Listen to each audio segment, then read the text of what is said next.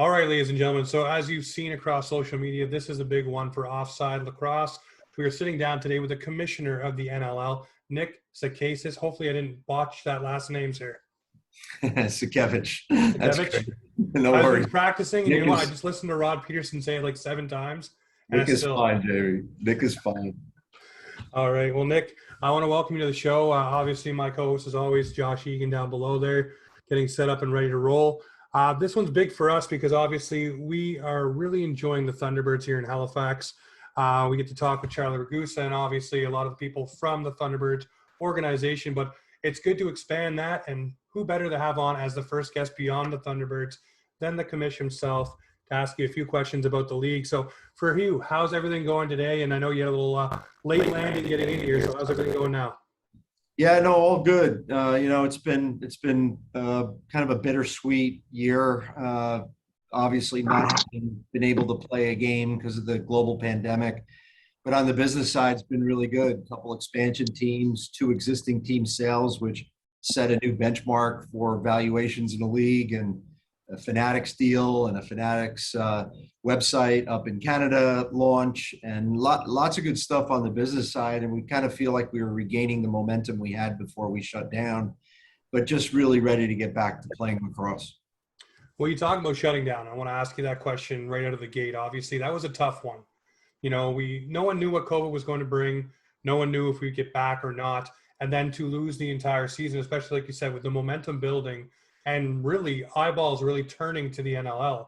I'm wondering for you, how difficult was that decision to, lose that season, especially where you've seen other leagues going into bubbles and doing different things to keep their seasons rolling. How difficult was it for the NLL to park that and say, you know what, the safety is more important and we'll come back for a full season in 21-22? Well, all the decisions we've made along the way, we've tried returning to play a number of times, as you probably know, over the course of the last 12 months. Those decisions, I have to say, have been the hardest of my 27 years in this business. Very, very difficult.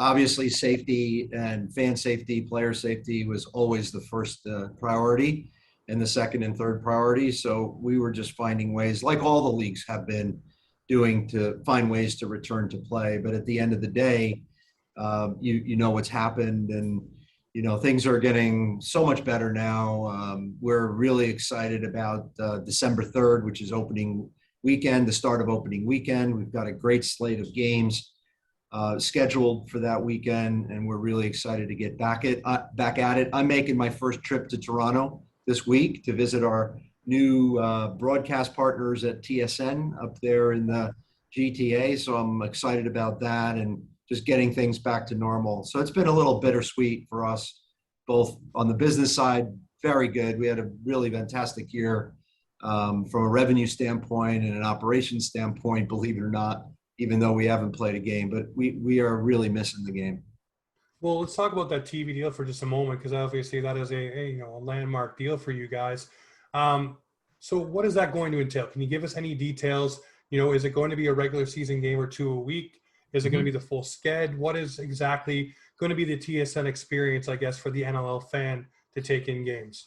Yeah, so it is a historic deal for the league. We will have a linear game of the week on one of the TSN linear channels every week. Coast-to-coast distribution in Canada on those roughly 20 games. It could be more, but roughly 20 games, because there's 20 weeks of the season, however many weeks we end up having when the schedule comes out. There'll be an official game of the week. It'll be lacrosse night in Canada and across Canada, and we're excited about that component. And then pretty much every other game will be streamed on TSN Go, their streaming platform. So fans across Canada will be able to see every game that the NLL produces this year. As part of the, lacrosse night in Canada game of the week, so to speak, there will always be a Canadian team featured, and in many cases, probably both teams will be Canadian teams. And we're really excited about that, because it's the National Lacrosse League has never had a distribution platform like that in its history. Yeah, well, getting to be able to be on national television, even for that 1 game a week, it's more eyeballs on the sport. And we talked about it before we jumped on. I talked about how exciting it is here in Halifax. And then, of course, the momentum with adding Vegas and, the names attached to who are going to be running Vegas and owning Vegas, that is huge. And then, of course, you have Texas coming in, and then what's gone on in Halifax and just how things have been done right. It's just a big ball of momentum. For you, what are you hoping beyond, I guess, the one game a week to get more going for the National Lacrosse League? Obviously, you're going to be on TSN Go as well, which is huge, but obviously you want more games on. Is this just a year-by-year approach, or is it a multi-year deal where it's one game a week for the foreseeable future? No, the TSN deal is a multi-year deal, and that's really important to be able to attract, more viewership, more sponsors, and have a more dynamic distribution base in Canada. We are working on a very similar deal in the U.S. With a major broadcast partner, and are hoping to make that announcement in the next month or so, certainly before our preseason starts. There you go.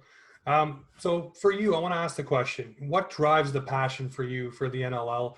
We know what you've done with Major League Soccer, where you've taken that to new heights, and now you've done the same here in the NLL. You brought more teams back in, you brought in, blue chip owners, just the expansion, just the way it feels like it's been done right. And you talk a lot about the Indigenous roots as well. And that seems to be woven through, especially you watched how Halifax came into the league and incorporated all of that together. For you, what's the passion? What's the drive to take the NLL to the next level?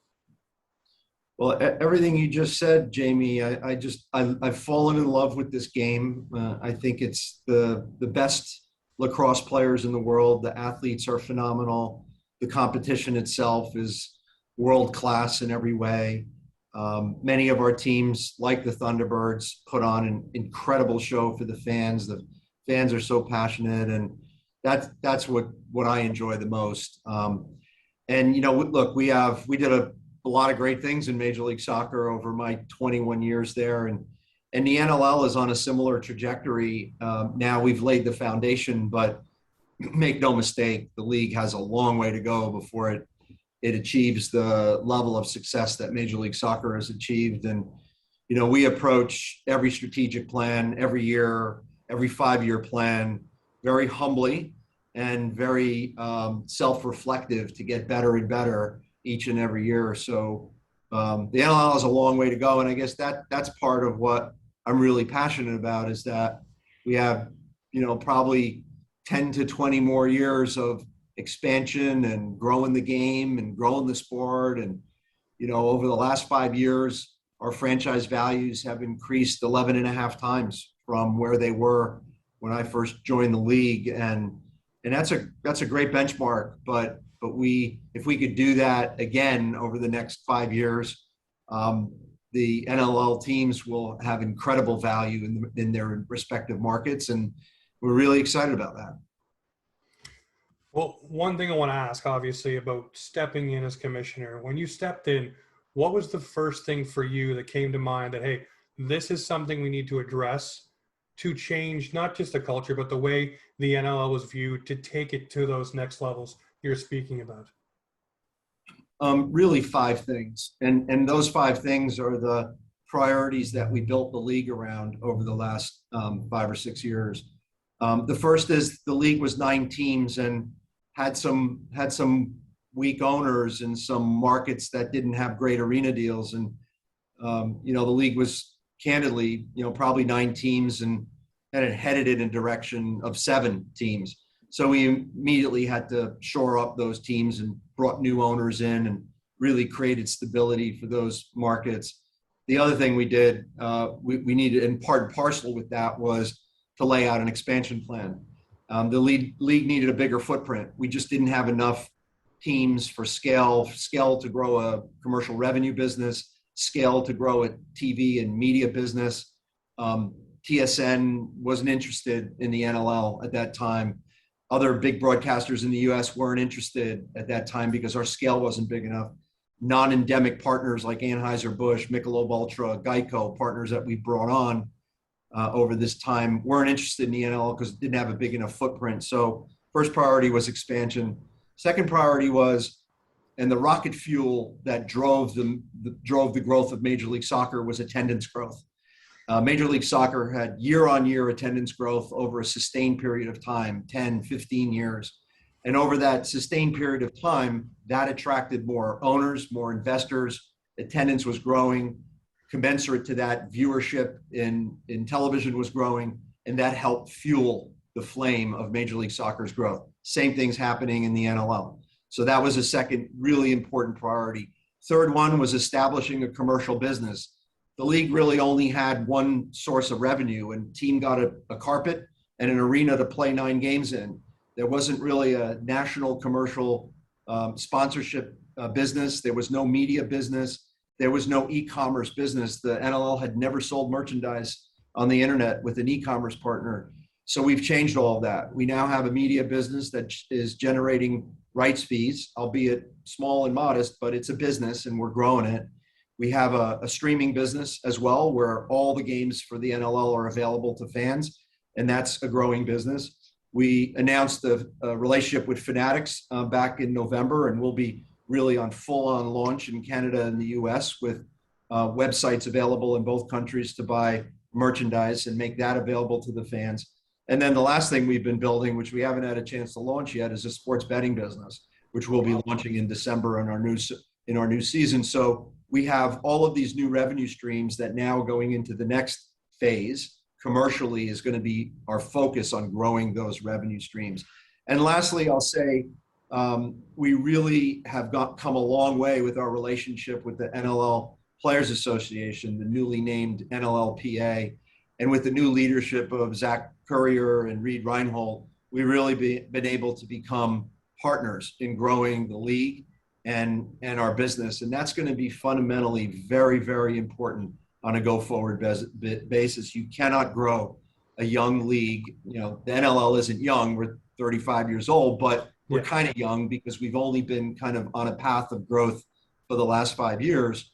But you cannot sustainably and effectively accelerate the growth of a league like the National Lacrosse League without the cooperation and partnership of the players. And we feel really good that we've been able to really cement a strong go-forward relationship with Zach and Reed and the player representatives.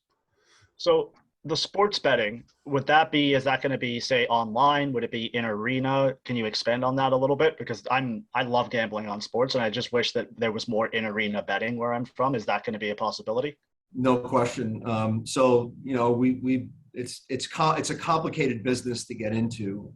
So the answer to your question, Josh, is yes and yes, and availability on streaming services and a watch and bet partnership with a bookmaker or broadcast partners to provide a separate stream for sports betting. So that's our goal. It's going to take time to build. You know, lacrosse doesn't have an established marketplace for betting on lacrosse games like football does, or college football, or the NFL. Those are long established, and for many, many years, you know, a black market for sports betting. But now, as Canada is going to pass new legislation to enter into the online betting space, and the US state by state is coming online now, it's a real opportunity to create a product for fans to get them more engaged and more focused on betting on lacrosse games. It'll take time. It's not a short-term strategy. There's no pot of gold at the end of the rainbow short-term, but long-term, there's a very sustainable business to be developed in the sports betting space. Awesome. So I'll ask this one here, and I'm going to throw these names out to you: San Diego, Philly, New York, Texas, and Vegas. Then I say Halifax. How did that come about? How does that one fit in with that group of expansion? Obviously Texas afterwards, but how do they fit in? I guess, obviously you talked about growing the footprint, you know, within the NLL, but those cities I just mentioned are definitely a lot larger, you know, have a lot more, I guess, sports history, you know, with the NFL, MLB, different teams coming through. So why Halifax, and what, you know, landed on that, and what made it so good? So Halifax is a great story and a bit of a hybrid between expansion and relocation. Dave Rowan, our former COO, and I, we wanted to make Canada a priority and bring a fifth team to Canada.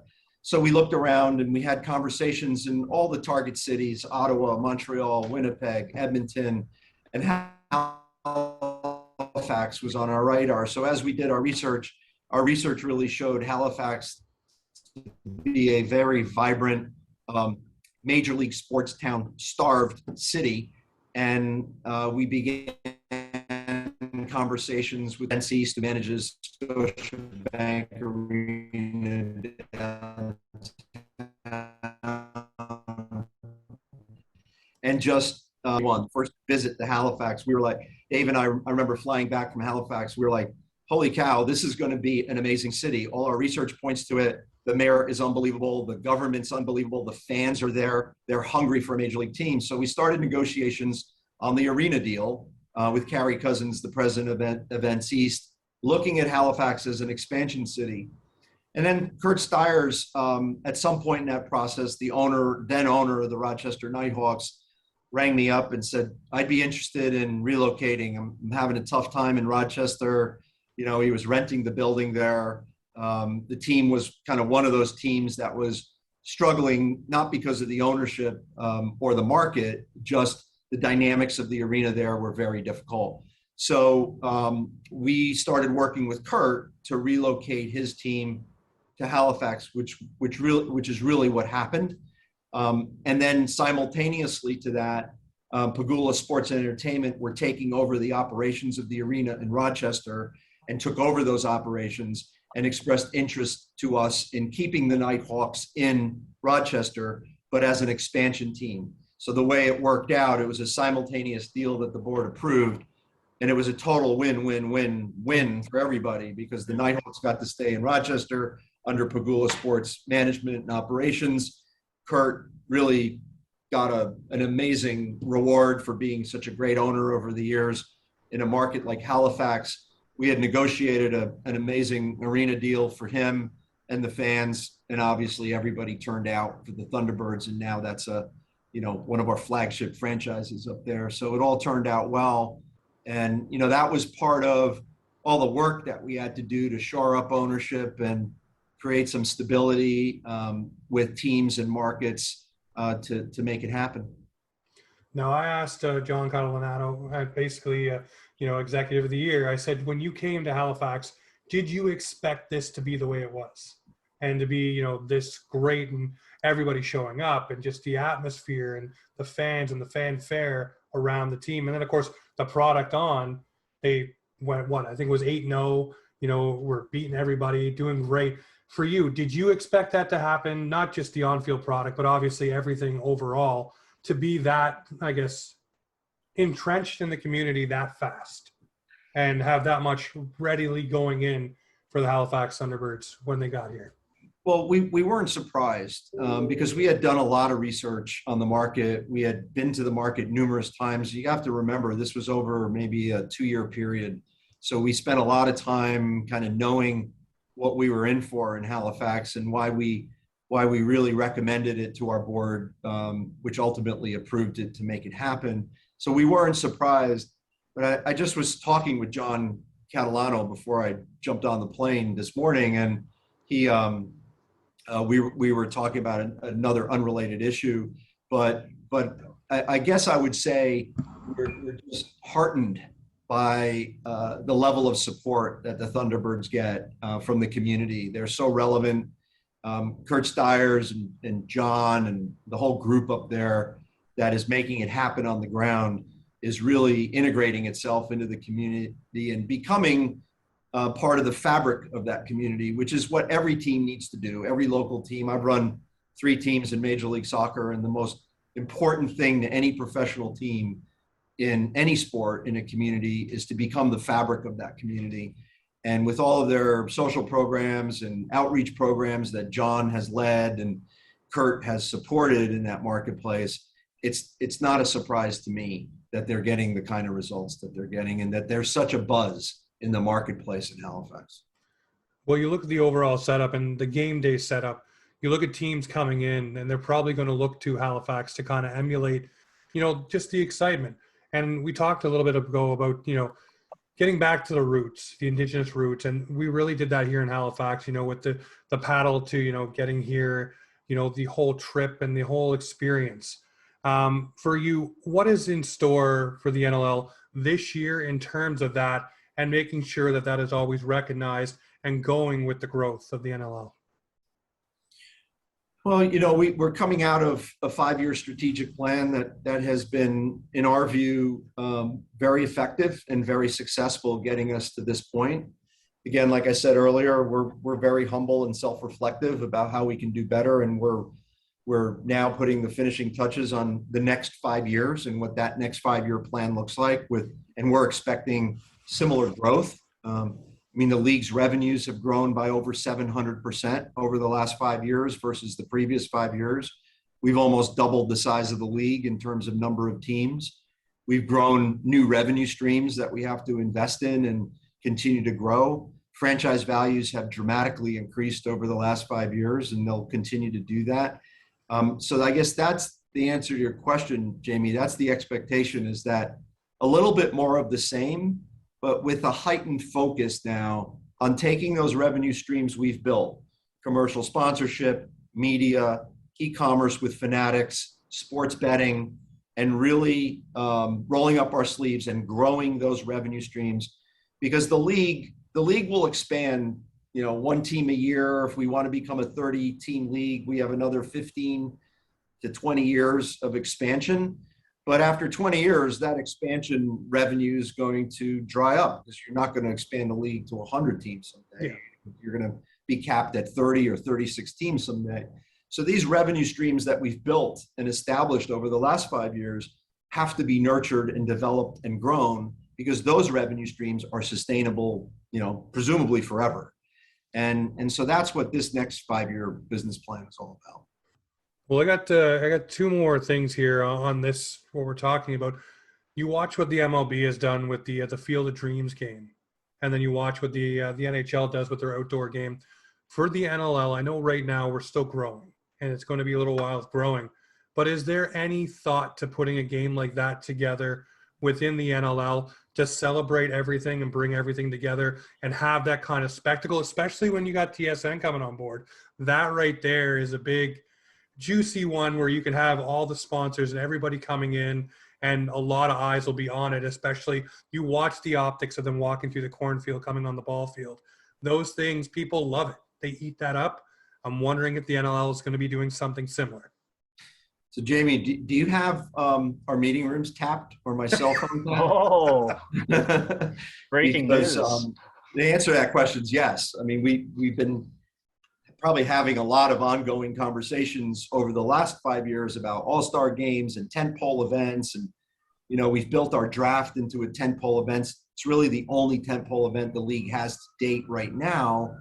But absolutely. Actually, part of my trip to Toronto this weekend is to meet with or TSN, obviously, and event organizers to discuss doing something next summer in a big way. And these plans are still in their very early stages, but we are definitely talking about creating more tentpole events. The All-Star game concept needs a certain twist and a certain spin, because I think fans are no longer interested in just a friendly game. No. They want to see a meaningful match between two competitors. And that's why the NBA has changed its All-Star format, and the NHL has gone to a reduced number of skaters in an all-star format to make it more interesting for the fans. We've got to do the same. We've got to develop. If we're going to do something, we're going to do it right, and develop a format that is more interesting and clever for the fans to get engaged into. So if I didn't know better, your question was aimed because you maybe overheard something. No, just a thing that I see. And for me, I like that stuff, right? Look at the Lake Louise with the NHL. You look at the ball field with the Field of Dreams. Yeah. That stuff, everybody gets attached to. And it's something you think about, and you're like, hey, I really want to see that. And I really want to see it done in the right way. And with the NLL and things being rolling the way that they are and being done in the right way, I could see it being a very, very big event. So that's why I had to ask. And now I've got my answer. So now next summer, I'm going to be waiting to see what is announced and how it's going to come together. we're on it, and we're talking about it, and we're exploring the opportunities, and it just has to make sense. It has to make sense for the timing, the economics of it, the location of it's very important. And we don't want to do something that's going to be a dud, because that's not good for the fans. That's not good for our broadcast partners and our sponsors. And it's certainly not good for our P&L. The other question I have is, you talk about growth and obviously getting the league up to 30 teams. Right now with summer and, guys having other jobs, when contracts do end up being, I guess, more lucrative for players to kind of do this full time, I'm wondering, will the NLL have an NHL, NBA kind of style contract where you're in one league? Because I know a lot of guys play in the PLL and other leagues as well. Is that something that will be down the line? Not asking you to spill any beans or say anything too detrimental to anybody who's listening to this, but I'm wondering, is that something that will be a focus where you are exclusive NLL property, like an exclusive contract? Well, so there's a couple of questions in that question. The first is, our athletes need to become full-time. That is a fact. Yep. Because of the economics so far, we haven't been able to execute on them being full-time, and there's also other complexities to that. But I'll say by the time the NLL brings on its 16th team, which is very soon, Yep. We're going to really need to start considering that. And we've been evaluating what full-time athletes look like. We have a subcommittee of our competition committee. It's called Product Improvement Committee. And that very small group of GMs and owners are evaluating full-time player possibilities and status. That's a more longer-term strategy, longer-term, near-term, because Team 16 is right around the corner. And what's driving that really is, once we get the 16 teams, there's only so far we can stretch the schedule. Like, there's only so many weekends you could play games, and we're going to have to start looking at playing midweek games. And that's going to drive the decision. Playing midweek games, we can't have part-time players. We have to have players in market. The second part of your question is within relation to the PLL. And we have a very close working relationship with them. Yep. Many of the owners and investors, I should say, in the PLL, not the owners, but the investors, because the PLL is a single entity, but many of the investors in that league are also investors in our league. And we have a very good working relationship with the PLL. We talk to them often about different strategies and tactics and all different parts of our business. If you look at the first thing both of us did, was we lined up our seasons next to each other so players can have the ability to play in both leagues. And I would say we'll continue to do that. There's no reason to further fragment the sport. There's no reason for an us and them type of philosophy. We will continue to work with the PLL to figure out ways on how we can both have full-time athletes, in some cases share those athletes, because we actually think it's good that we have many players that play in the NLL that also play in the PLL. And it's lacrosse. It shouldn't just be, this is box lacrosse and this is field lacrosse. It should be, this is lacrosse, whether it's box or field, or now the new World Games Sixes version. Lacrosse is lacrosse is lacrosse. Yeah. And so we're a little different in that way as a sport than, say, the NFL or the NHL or soccer, where there's one version globally and that's it. We have different disciplines, and we shouldn't silo ourselves in those disciplines, because that just hurts the fans and that just hurts the exposure of the sport. So we'll always be looking to partner with everyone that we can at the highest of level to make sure that we formulate a structure in lacrosse that works for everybody. No, that's fair. I love that you say that too, because you do see sometimes, like most notably or recently, is the NWHL and the PWHPA. They're trying to each be their own thing, and it is hurting women's hockey. So it's good to hear that you're trying to grow the game together instead of trying to knock each other out, which I enjoy. I just want to ask you about the Hamilton team, because they're going to be 5 minutes down the road from me now. Obviously, they were the Toronto Rock, still going to be the Toronto Rock, but in Hamilton. And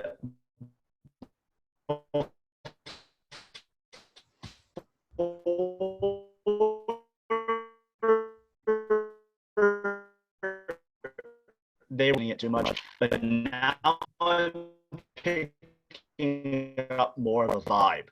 Are you going to be reaching more fans by being in Hamilton? Was that part of the move? What can fans expect from this team when they start playing their Hamilton's games? all part of the GTA, right? The Yes, Greater yes. Toronto area,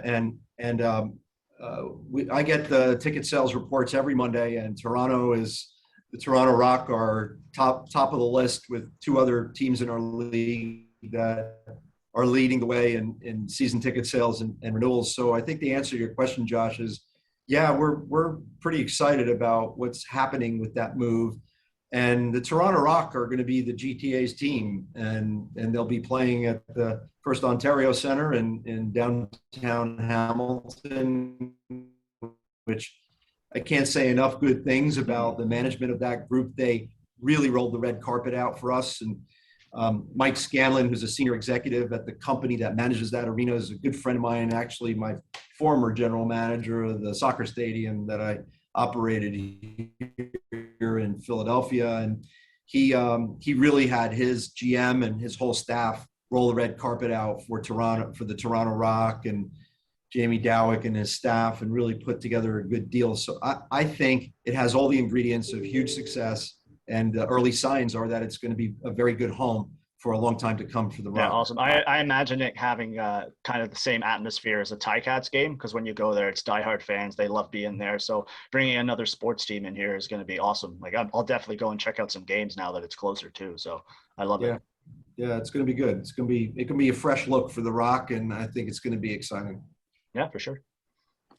Well, one last thing for me before we wrap up here today, Nick, and again, thank you very much for taking the time. I want to ask the question, are you going to be in Halifax for a Thunderbirds game this season? You can count on it. There's no question about it. I can't wait to get on the road. I'm really looking forward to my first visit to Toronto this week. And definitely, yeah, there's my last live game before we shut down in March was in Halifax, a couple weeks before we had to cancel the season. And yeah, I'll definitely be back. Well, we look forward to seeing you here in Halifax. Obviously, Josh looks forward to seeing you in Toronto. And I look forward to a wink and a nod when you guys do your big tentpole event outdoors for the NLL. Thank you very much for joining us today. You bet. Thanks, Jamie. Keep your fingers crossed on that. Yep, thanks. We'll get there. We'll get there. All right, everybody. This is Offside Lacrosse, where Offside Lacrosse comes to talk.